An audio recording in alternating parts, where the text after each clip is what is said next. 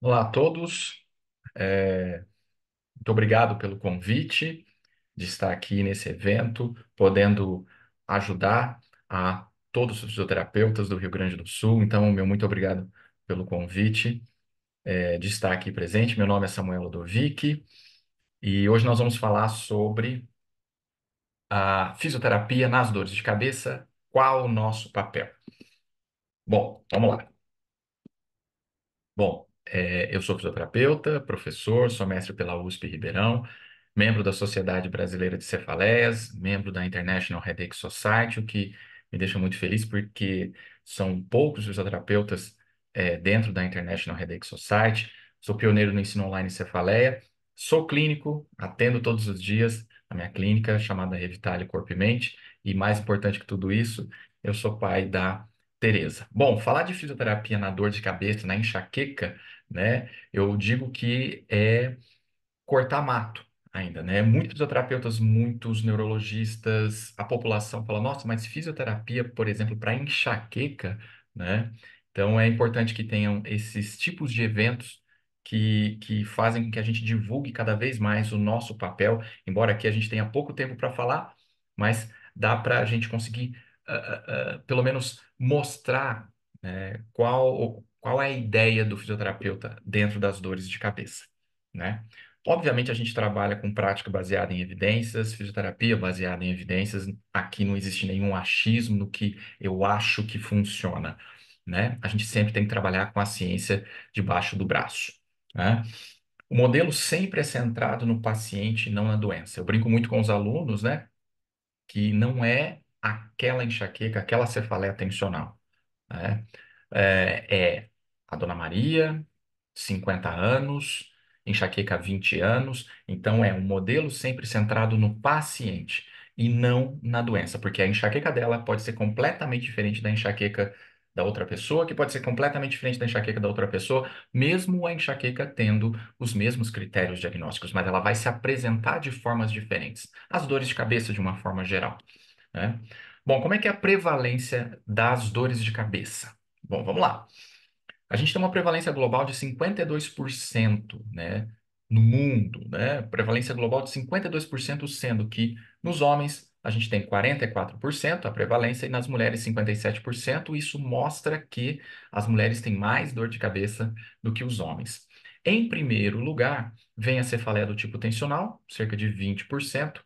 Depois a migrânia, 14%. Esse número varia de um estudo a outro, tá? Depois as cefaleias crônicas. O que eu queria chamar a atenção aqui é que a cefaleia do tipo tensional, muitas pessoas às vezes acham que não, mas a cefaleia do tipo tensional é a cefaleia mais prevalente, né? Em segundo lugar, a migrânia. Isso já de vários e vários estudos, isso não muda, tá, gente? E no Brasil, esse trabalho de 2015 da Readec mostra que cerca de 70% dos brasileiros sofrem com algum tipo de dor de cabeça. É muita gente, né? Muita gente no Brasil. E aí eu falo, né? O campo de trabalho do fisioterapeuta, a demanda altíssima de pacientes e, de fato, poucos fisioterapeutas atuando nesse tipo de condição. Para a gente conseguir falar sobre dor de cabeça, a gente precisa obrigatoriamente conhecer a Classificação Internacional de Cefaleias, que está na sua terceira edição, breve, né? Eu acredito em questão de um ano ou menos, vai sair a quarta edição. E ela lista todas as cefaleias conhecidas, mais de uma centena de cefaleias, são muitas e muitas cefaleias, né? Com seus tipos e subtipos. E ela lista todos os critérios diagnósticos das dores de cabeça. Então, não é para ler de cabo a rabo, é um guia, né? E não um livro de leitura e de estudo, tá? É um guia. E ela divide basicamente as dores de cabeça em cefaleias primárias e secundárias, ok? O que que é uma cefaleia primária? Uma cefaleia primária é quando a dor de cabeça é a própria doença, tá certo?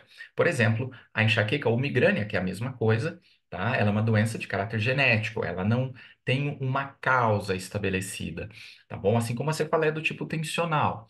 né? Nós temos gatilhos, desencadeadores de uma crise, mas não a causa. Diferente de uma cefaleia cervicogênica, ou seja, de origem cervical. Então, por causa de disfunção ou disfunções na cervical, você tem mais um sintoma, que é a dor de cabeça. Uma cefaleia por infecção, é uma cefaleia secundária, ok? Então, essa é a definição básica, a divisão básica que a classificação internacional ela nos ensina, tá? Isso tem que estar ali na mente do fisioterapeuta que quer trabalhar com esse tipo de paciente. E eu aqui peguei três principais, né, para a gente poder falar, dar um apanhado de cada uma, tá? E eu peguei, em primeiro lugar, a enxaqueca ou migrânia, tá bom? Basicamente, quais são os critérios diagnósticos? É uma dor de moderada a alta intensidade, essencialmente unilateral, e eu digo isso por quê? Porque uma porcentagem dos pacientes podem ter bilateral, principalmente os pacientes que vão se cronificando. Quando a dor de cabeça começa a se cronificar, ela acaba não sendo de um lado ou de outro, né? Ela acaba pegando já a cabeça inteira. Ela é pulsátil, tá? Uma crise dura de 4 a 72 horas, o paciente apresenta náusea e ou vômito, piora com esforço físico, tá? E ele vai apresentar foto, fono e osmofobia, ou seja, sensibilidade aumentada a luz, som e cheiro, ok? E ela não é simplesmente uma dor de cabeça, né? Nós temos vários e vários sintomas, né, que acompanham esta condição, tá? Então não é uma simples dor de cabeça um pouquinho mais forte, tá? Esses são desenhos que retratam o que o paciente se queixa, desenhado por eles mesmos, né? O que o paciente se queixa. Né? E eles são muito significativos, né? O dia bonito lá fora e o mundo em cima da cabeça do paciente, né? Muitos pacientes acabam tendo ansiedade, depressão, questões psiquiátricas envolvidas, das mais diversas, né? O paciente realmente ele se incapacita, ele fica incapacitado por causa da migrânia, tá? Esse outro desenho aqui, o paciente sentindo que a cabeça está rachando, né? Então são figuras muito significativas, né, do que o paciente com dor de cabeça sente, né? Com migrânia sente. Isso aqui é muito interessante, né? Eu até encontrei isso na internet, né? O que as pessoas pensam que a migrânia é, que é apenas uma dor de cabeça e, e com um pouquinho de vômito, mas na verdade o que que a migrânia realmente é? É aquela dor de cabeça, aquela condição que dá dor de cabeça pulsátil, dor debilitante, náusea, vômito, sensibilidade à luz, som e cheiro, sensibilidade ao movimento, sintomas visuais, auditivos, perdão, sintomas como esquecimento, confusão mental, aura, problemas gastrointestinais, tontura, zumbido, fadiga, irritabilidade, às vezes, em alguns casos, por causa da incapacidade gerada, ideação suicida, problemas de memória e por aí vai. E ela é dividida em fases, né? Nós temos a fase premonitória, que é até mais ou menos 48 horas antes da dor de cabeça propriamente dita, da crise propriamente dita, né? Então, existem essa fase. E o que que é essa fase? É quando o paciente começa a apresentar alguns sintomas, né? Característicos como irritabilidade, prostração, fadiga, rigidez cervical, dor cervical, né? Alteração do apetite. Então, são sintomas que ele já percebe que, a crise está vindo, tá? Um terço dos pacientes com migrânia apresentam após essa fase a aura. A aura são aqueles sintomas neurológicos, né? São distúrbios neurológicos transitórios que não deixam sequelas. 90% dos pacientes apresentam a aura visual, que eu vou mostrar aqui para vocês, tá? Não é esse tipo de aura aqui, por favor, a cor da aura não tem nada a ver com isso. Tá? São sintomas reversíveis que vão surgir antes da crise, podem continuar durante a mesma. É um fenômeno neurológico reversível transitório, com uma duração de 5 a 60 minutos. Né? Como eu disse, a visual é a mais comum. E, na verdade, o que acontece é uma despolarização alastrante pelo córtex, tá? Numa velocidade lenta, de até mais ou menos 5 milímetros por minuto, tá? E isso vai gerar os sintomas característicos da aura. Existem outros sintomas, como sintomas aura sensitiva, né?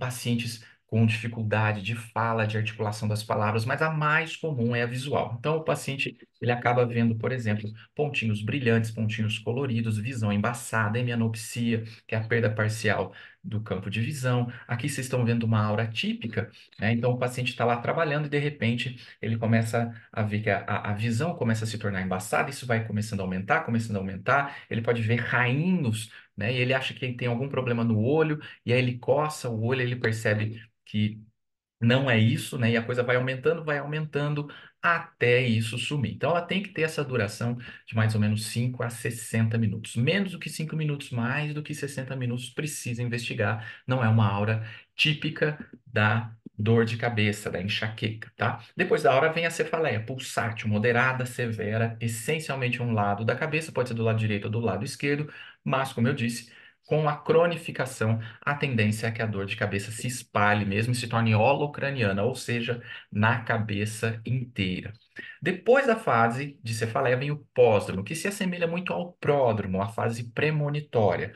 O paciente pode sentir como se ele estivesse de ressaca. O paciente parece que está saindo de uma gripe. Sabe aquele corpo ruim, aquela indisposição? Pode ter sintomas de prostração, fadiga, também irritabilidade. Isso vai de paciente para paciente, tá? Então é como se ele estivesse saindo de um resfriado, de uma gripe ou de uma ressaca, tivesse tido uma noite mal dormida, tá? Então isso é o fim de uma crise de migrânia.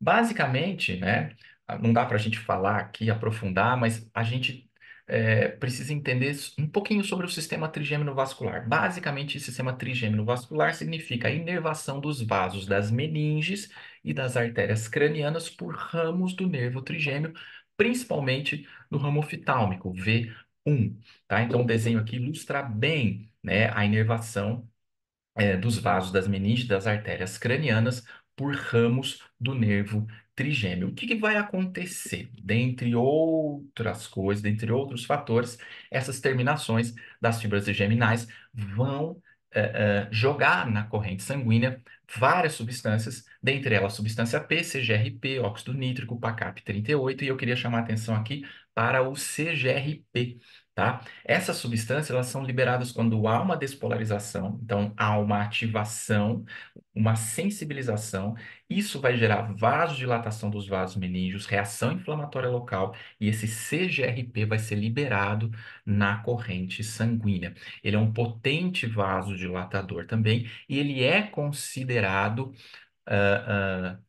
o ponto inicial de uma crise de migrânia, tá bom? Então, para esse momento, basta a gente guardar isso, tá? O CGRP é um importante neuropeptídeo, tá? Que desencadeia toda uma cascata de reações, tá? Por isso que hoje nós temos medicações anti-CGRP para degradação do CGRP ou bloquear o seu receptor, então a sua ligação com o seu receptor, e isso interrompe toda uma cascata de eventos para a geração de uma crise de migrânia, tá? Então a medicação mais atual hoje são as medicações anti-CGRP, ok? Entendido?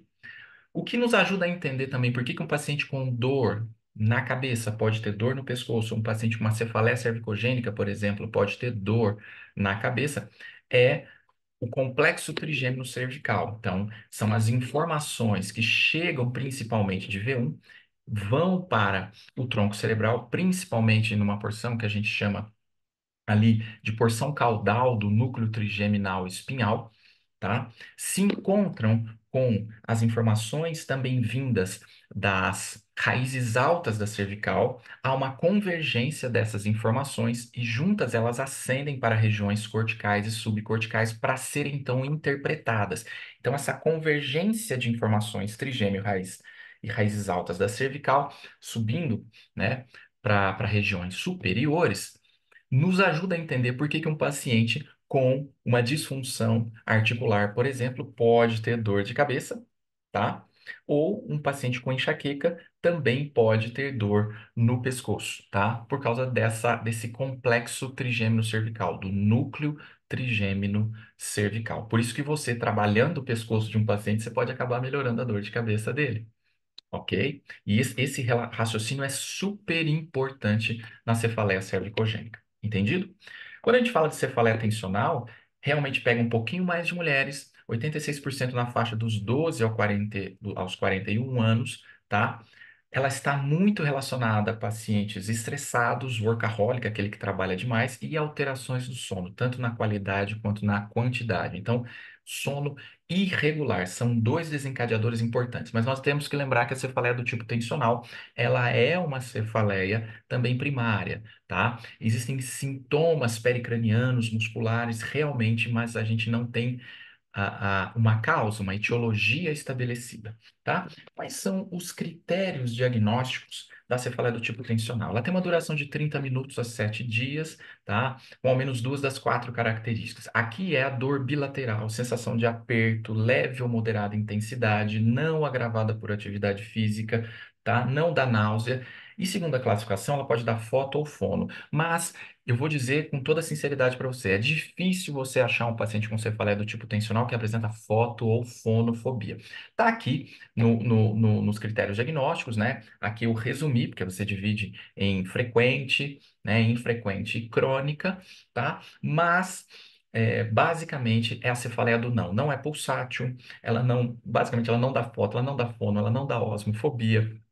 Ela não é de alta intensidade, no máximo leve ou moderada intensidade, é que aquela cefaleia que o paciente toma um Dorflex muitas vezes passa, ele dorme, passa, tá? Essa é a dor de cabeça tensional. É uma dor bilateral, não é de um lado só, tá? Então, essa é a cefaleia do tipo tensional extremamente comum. Nós temos algumas explicações, né? Tentando explicar a etiologia da cefaleia do tipo tensional, mas o que mais hoje a literatura nos mostra que é importante são os mecanismos miofasciais e os mecanismos centrais. Existe uma predisposição genética, tá? Mecanismos vasculares, muito duvidoso isso, mas existe mecanismos miofasciais, sensibilização periférica e sensibilização central, ok? O que a gente percebe também de distúrbios, de disfunções neuromusculares, esse paciente apresenta uma coativação aumentada, ou seja, músculos agonistas e antagonistas trabalhando muito juntos, né? Então, o antagonista trabalhando muito além do que ele deveria trabalhar. Ah, diminuição da força muscular, sensibilidade aumentada, sensibilidade no pescoço, né? Dor cervical e trigger points. Isso são as características mais comuns encontradas na cefaleia do tipo tensional. Já a cefaleia cervicogênica, ele tem um padrão característico, começa de posterior para anterior, tá? Sempre de um lado fixo, nunca muda de lado. Ela começou a ser entendida como uma hipótese em 1983, gente, né? Se vocês for verem, não faz tanto tempo assim, né? Então, antes de 83, ela não estava muito bem delineada, né? Esse trabalho de 2017 mostra os principais achados, né? Os mais importantes da cefaleia cervicogênica. É uma dor intermitente unilateral fixa em cervical, com dor referida para a cabeça, é uma cefaleia precipitada ou agravada por movimentos do pescoço ou por posições e posturas sustentadas. Ela possui um FRT positivo. Esse teste eu vou falar para vocês já já. É uma cefaleia reproduzida com provocação dos segmentos cervicais superiores. Vou mostrar para vocês. Tem uma amplitude de movimento restrita, principalmente em rotação e extensão. Mobilidade segmentar cervical alta, restrita, isso aqui não é tão importante. Déficit de força, endurance de controle motor cervical, tá? Simplificando ela, tá? Para a gente falar uma cefaleia de origem cervical, tem que ter diminuição da amplitude de movimento, rotação e extensão, disfunção articular alta, porque aí tem relação com o núcleo trigêmeo cervical, e comprometimento da função neuromuscular que a gente avalia por um teste chamado CCFT. Isso aqui tem uma sensibilidade de 100% e uma especificidade de 94%. É muito alto. Lembrando então que a disfunção cervical numa dor de cabeça pode ser causa, tá? A disfunção cervical pode contribuir para uma dor de cabeça. A disfunção cervical pode ser independente, não tem nada a ver com aquela dor de cabeça, tá? E o paciente pode ter dor de cabeça e não existir disfunção cervical. Esse slide, printa, tira a foto, guarda para sua vida, porque é muito importante, para a gente não culpar demais a cervical nas dores de cabeça, mas também não achar que ela não tem nada a ver. É isso aqui, ó. Isso resume tudo, tá? Importante falar, eu gosto de falar, assim, comentar rapidamente desse artigo de 2020, né? E o próprio título já fala muito, né? A dor no pescoço associada com a enxaqueca não necessariamente reflete disfunção muscular cervical. Por que que eu coloquei isso aqui agora? Porque nos ajuda a entender tudo que a gente falou até agora. Paciente que tem dor de cabeça e dor no pescoço, e você pega um paciente, por exemplo, com enxaqueca, né? Não é porque ele tem dor no pescoço que ele vai ter disfunção cervical. A disfunção cervical ela é obrigatória na cefaleia cervicogênica. E na tensional? Na tensional nós temos realmente distúrbios musculares ali, disfunções musculares. Mas na enxaqueca, o paciente pode ter simplesmente dor cervical e nenhuma disfunção cervical. Na cervicogênica, obrigatoriamente a gente precisa ter, tá bom? Então guarde bem isso aqui também, tá? Dor cervical associada com a migrânia não necessariamente reflete disfunção muscular, músculo-esquelética cervical, mas na tensional e na cervicogênica a gente tem. Normalmente o paciente apresenta alguma disfunção cervical, ok? E na avaliação, né? Eu gosto muito dessa frase, né, do Maitland, um dos pais da terapia manual. A avaliação é a pedra fundamental do tratamento, sem a qual os seus sucessos e os fracassos, né, perdem todo o valor como experiências de aprendizado. Você não avalia direito, você acerta, você erra, você não sabe por que acertou ou por que errou. Então, a avaliação é imprescindível, é fundamental nesse tipo de paciente, né? Você tem que colocar na sua ficha de avaliação a frequência, intensidade e duração. Frequência, número de dias de dor por mês ou número de crises, tá? Mas normalmente eu trabalho com número de dias de dor por mês. Intensidade, use de 0 a 3. 0 nada, 1 uma dor leve, 2 dor média e 3 dor intensa. E duração, duração da crise em horas, mesmo tomando medicação. Quanto tempo demora para passar a crise? Esses pontos são parâmetros essenciais para você ir medindo, para você avaliando a melhora, estagnação ou piora do paciente, tá? A gente sempre espera uma melhora, ok? Então, coloque aí na sua ficha frequência, intensidade e duração, tá? Quem tem aqui 30 anos ou mais sabe, conhece cachorrinho, né, do desenho Charlie Brown, que é o Snoopy. Por que que eu ponho o Snoopy? Porque nós temos, dentro das red flags, das bandeiras vermelhas, né, a gente abrevia as principais bandeiras vermelhas com uma sigla aí. Snoop. Então, se você colocar Snoopy, lembrar do cachorrinho, você vai lembrar das bandeiras vermelhas. Dentre as principais bandeiras vermelhas, são 13, não dá para falar tudo aqui. É febre, associada com dor de cabeça, dor de cabeça acima dos 50 anos, cefaleia intensa, com duração de poucos segundos ou poucos minutos ao longo do dia. ah, Pacientes que mudam o padrão da cefaleia dele, então ele tem há muitos anos um tipo de cefaleia, depois, há poucos meses, mudou completamente o padrão. Então fique muito atento aí. Se você quiser entender mais sobre isso, procure sobre as red flags sobre dor de cabeça, tá? Mas as básicas são essas, tá? Febre, dor de cabeça acima dos 50 anos, dor de cabeça na gestação, tá? Dor de cabeça que muda de padrão, tá? Fique bem atento a esse tipo de coisa. Na avaliação, eu falo muito que, lembra do Red Boot da Asas, né? A gente precisa avaliar a alimentação, o sono, a água, o estresse e a atividade física, né? São pontos fundamentais, tá bom? A gente tem que entender bem isso, é além da fisioterapia. O paciente ele precisa estar organizado em tudo isso aqui, na alimentação, na atividade física, no sono, na água e no estresse, na hidratação, né? E no estresse. Se isso aqui não estiver organizado, é como você andar em círculo. Você pode ser o melhor fisioterapeuta, pode estar no melhor neurologista com a melhor medicação. A coisa não anda. Hoje a gente sabe o quão importante isso aqui é para pacientes com dor de cabeça. E digo mais principalmente para pacientes com cefaleias crônicas, tá? Uma migrânia crônica, uma tensional crônica. Ok? Bom, quando a gente vai para o exame objetivo, lembra que eu falei do Flexion Rotation Test, o FRT? O FRT positivo nada mais é do que um teste para avaliação da cervical alta. Você espera a diminuição da amplitude de movimento ali, de rotação, tá? E ou dor, irritabilidade, tá? É um teste considerado provocativo também. Então, você põe o paciente em decúbito dorsal, flexiona totalmente o pescoço, você espera 45 graus ou de um lado ou de outro para a rotação.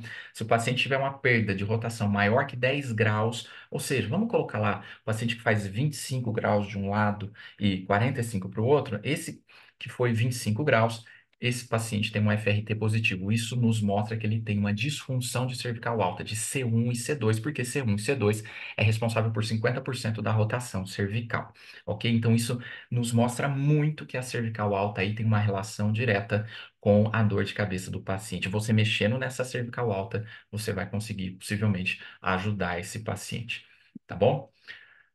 Para provocar essa cefaleia, você também utiliza a PAC à esquerda de vocês e a PAU à direita de você. Então, a pressão anterior central em cima do processo espinhoso e pressão anterior unilateral localizado ali nas facetas articulares. A ideia aqui não é ficar não é ficar procurando se tem mobilidade aumentada ou diminuída, mas sim a provocação do segmento articular disfuncional. Um segmento disfuncional, ele vai gerar dor. Então, eu oscilo ali alguns segundos para provocar a dor do paciente.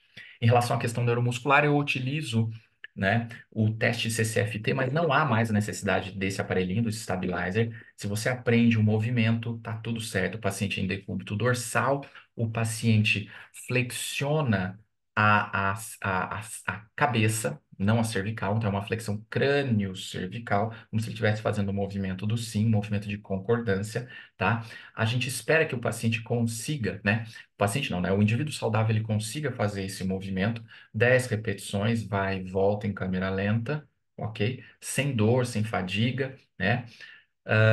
E a gente espera que ele também consiga sustentar o paciente com cefaleia cervicogênica, principalmente, ele precisa ter esse CCFT positivo, esse teste de flexão crânio-cervical, tá? Quando o indivíduo com cefaleia cervicogênica, com CCFT positivo, realiza o movimento, algumas repetições, e ele começa a sentir dor, fadiga precoce, não consegue realizar o movimento, ou mesmo ele consegue realizar, mas ele não consegue sustentar 5, 10 segundos, a gente diz que esse teste é positivo e existe um déficit de ativação dos flexores profundos aí, o longo da cabeça e o longo do pescoço, que são músculos importantes aí para a cervical, muito profundos, tá? Que possuem muitos fusos neuromusculares, né?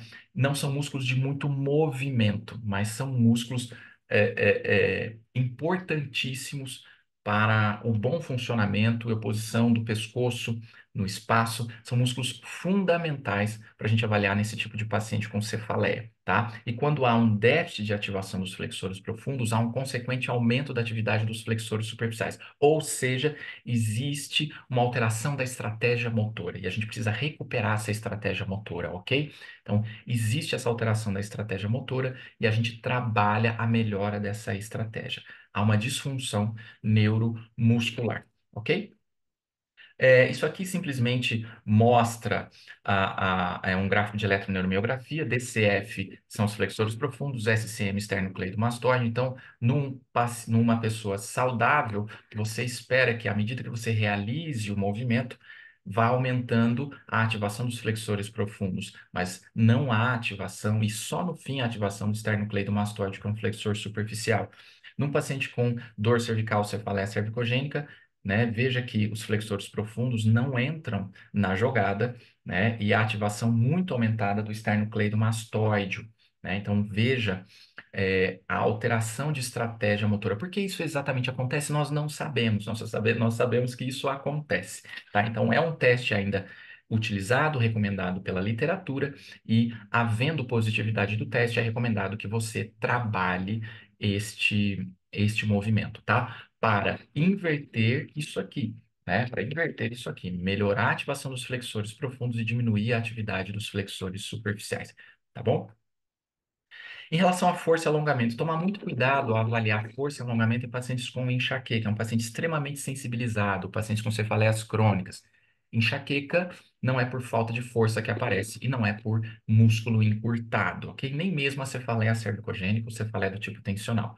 A dor pode incapacitar o paciente de rodar, a dor pode capacitar o paciente de se mover, a dor pode incapacitar o paciente de fazer força, ok? Então, não necessariamente você precisa avaliar força e alongamento nesse tipo de paciente, tá bom? Não há déficit de flexibilidade muscular, déficit de força, tá? O grande problema aí é a sensibilidade aumentada, né? E a força, você pode ver que depois que um paciente, por exemplo, com enxaqueca melhora das suas crises, a força reaparece. Então, é claro que a gente já trabalha, né, fortalecimento desse pescoço, claro, mas não é a força que está causando essa dor, a falta de força, a fraqueza que está causando esse tipo de dor de cabeça, tá? Eu digo principalmente na enxaqueca, na cefaleia do tipo tensional. Na cervicogênica, Há déficit de força, há déficit de endurance, sim, mas presta muita atenção na hora da sua avaliação, porque às vezes você pode ter um falso positivo de um teste de força, né? Porque o paciente está com dor, ele não consegue realizar o movimento. Toma muito cuidado com isso, tá? E questão de alongamento é pior ainda, tá? Não tem nenhuma cefaleia por encurtamento muscular, tá bom? Em relação ao tratamento, quais são os objetivos do nosso tratamento? Os objetivos do nosso tratamento é melhora do controle neuromuscular, melhora da função cervical e ATM, que não dá tempo aqui de falar, identificar aspectos da vida do paciente que possam estar relacionados à sua condição, né, os gatilhos, os hábitos de vida, e diminuir a taxa de recorrência, o número de crise e a chance de cronicidade. De novo, Red Bull te dá asas. Melhorar a alimentação, melhorar sono, água, manejo do estresse e melhora da atividade, estímulo à atividade física, seja ela qual for, mas a gente hoje vê o treino de fortalecimento, musculação, digamos assim, até com uma certa vantagem acima do aeróbico, tá? Não existe tratamento revolucionário para cefaleias, não existe, tá? Cuidado com os gurus, tá? O tratamento sempre ele é medicamentoso e ou não medicamentoso, então não depende da cefaleia, mas depende do perfil de paciente. Há pacientes que vão precisar da medicação e há pacientes que não vão precisar da medicação, tá? Isso vai variar de caso a caso, tá? O que que basicamente o fisioterapeuta faz? Terapia manual por meio de mobilizações, manipulações, um caso ou outro, eu não uso manipulação, tá? Relaxamento muscular, mobilização de tecidos moles, o que se chamava de liberação miofascial, mas a gente sabe que não está liberando nada. Exercícios terapêuticos, então exercícios específicos e exercícios gerais e educação do paciente. Então, eu utilizo muito mobilizações articulares, principalmente começo de tratamento, mobilização de cervical alta, diminuir os inputs nociceptivos advindos da cervical alta. Eu uso a pressão anterior central e a pressão anterior unilateral para também diminuir a irritabilidade da cervical alta e diminuir os inputs nociceptivos. A retração também vai muito bem para a recuperação da amplitude de movimento. É analgésico também, mas diminui os inputs nociceptivos. Recuperação da amplitude de movimento vai muito bem se o paciente não sente sensibilidade aumentada, tá? Ah, as liberações, né? Perdão, voltou aqui.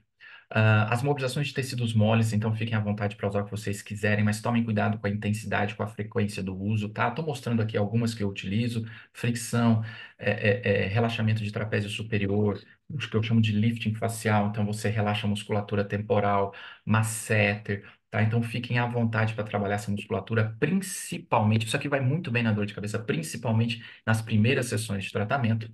A flexão crânio-cervical baseada no teste, né, no CCFT. Então, o paciente faz isso em casa, em média, 2, 3 vezes ao dia, tá? Fazendo o movimento, então, ele é educado, ele é orientado, né? Ensinado a fazer o movimento em casa, mas não gerando dor, não gerando fadiga precoce. Isso vai de paciente para paciente e a gente só vai orientar isso aqui, obviamente, quando ele tem um CCFT positivo.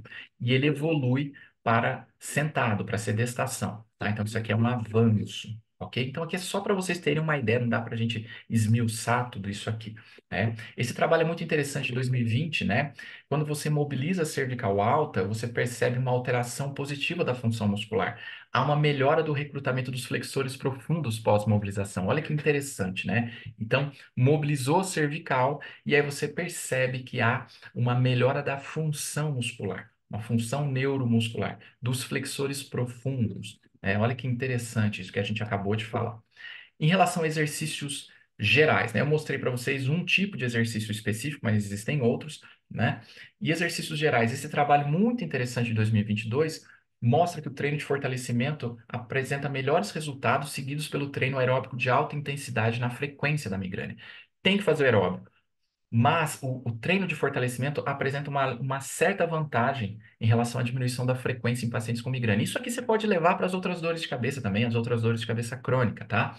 Baseado na Organização Mundial de Saúde, uma média de 50 minutos por dia, 3 vezes na semana e 2 vezes na semana, exercícios de fortalecimento. Então, você coloca aí, isso vai de acordo com cada paciente, lembrando que é uma exposição gradual, principalmente pacientes com enxaqueca, tomar muito cuidado, né? No início, é uma exposição gradual ao movimento, ao exercício. Não queira sair mandando o paciente fazer um monte de coisa sendo que ele nunca fez, tá? Isso vai muito de paciente para paciente. Mas esse estudo é um estudo bem interessante, mostrando esse resultado do fortalecimento acima do treino aeróbico de alta intensidade. Nada de caminhadinha também a vida inteira. Caminhada, que é baixa intensidade, não vai trazer tanto benefício na melhora da frequência. Isso é o que os estudos mostram. Tem que ser de média a alta intensidade, mas começando pouco a pouco. E claro, a educação do paciente, né? Eu brinco com os alunos, a gente tirar as minhocas ali, a coisa, né, da cabeça do paciente, tirar os nós da cabeça do paciente, né? Isso é muito importante. Evitar o efeito nocebo, né? O que que você anda dizendo para o seu paciente? Esse paciente precisa ser bem orientado em relação ao seu diagnóstico, ao seu prognóstico, né? E não ser mais assustado ainda do que às vezes já veio para você, né? Não gerar crenças e expectativas negativas no seu paciente. Né? É, muitos de vocês já sabem sobre isso, né? Mas é sempre importante frisar que a importância da educação do paciente e tomar muito cuidado com as nossas palavras, porque eu sempre digo que as palavras têm poder, tanto positivamente quanto negativamente, né? Vejam só isso aqui, né? Isso aqui é da American Migraine Foundation. Há alguns anos atrás eles colocavam essa figura no o paciente com enxaqueca entrava, olhava essa figura, assustava, falava, vou morrer, né? Migrânia é uma condição incapacitante, é muito mais do que uma dor agonizante. E graças a Deus eles mudaram isso, né? E melhoraram. Agora a gente tem essa figura aqui, ó. Juntos nós somos tão implacáveis quanto a migrânia, né? Olha a informação diferente que se passa aqui. Olha, você pode, você vai conseguir melhorar. Então, as informações que nós passamos para o nosso paciente, a forma que nós orientamos o nosso paciente faz toda a diferença, tanto positivamente quanto negativamente. Bom, pessoal, é isso. Não sei se eu estourei meu tempo. Eu acredito que não. Está em cima. Dei uma aceleradinha aqui para não ficar, não estourar o tempo. Agradeço a vocês. Eu dei aqui pitadas do que a gente pode fazer. Poderíamos ter falado sobre a cefaleia secundária ATM, cefaleia em salvas. Poderíamos ter falado muito mais aqui, mas para o tempo e também para não cansar vocês, eu dei uma resumidinha. Quem quiser saber mais, é só me chamar no direct. Quero deixar aqui também para vocês, agora dos dias 3 a 7 de junho, a gente tem um workshop online gratuito, que é o Cefaleia para Fisioterapeutas. Se vocês quiserem participar, só mandar um direct para mim, a gente manda o link para você. Quem não me conhece lá e não me segue ainda, @samuel.lodovic. E quem quiser entender mais sobre cabeça e pescoço, conheçam o nosso portal de ensino em cabeça e pescoço para fisioterapeutas, o portal.craniumcursos.com.br. O meu muito obrigado pelo convite. Espero ter é, contribuído de alguma forma para o conhecimento de vocês. E que bom que a gente está podendo contribuir com os nossos amigos do Rio Grande do Sul, esse estado que eu tanto gosto, né? Fico muito feliz por estar participando ao lado de tanta gente fera, desse timaço de fisioterapeutas desse evento, tá? Então, quem quiser saber mais sobre dor de cabeça, sobre esse mundo, isso aqui é só a pontinha do iceberg, é só me chamar lá e a gente conversa. Meu muito obrigado, gente, e até mais.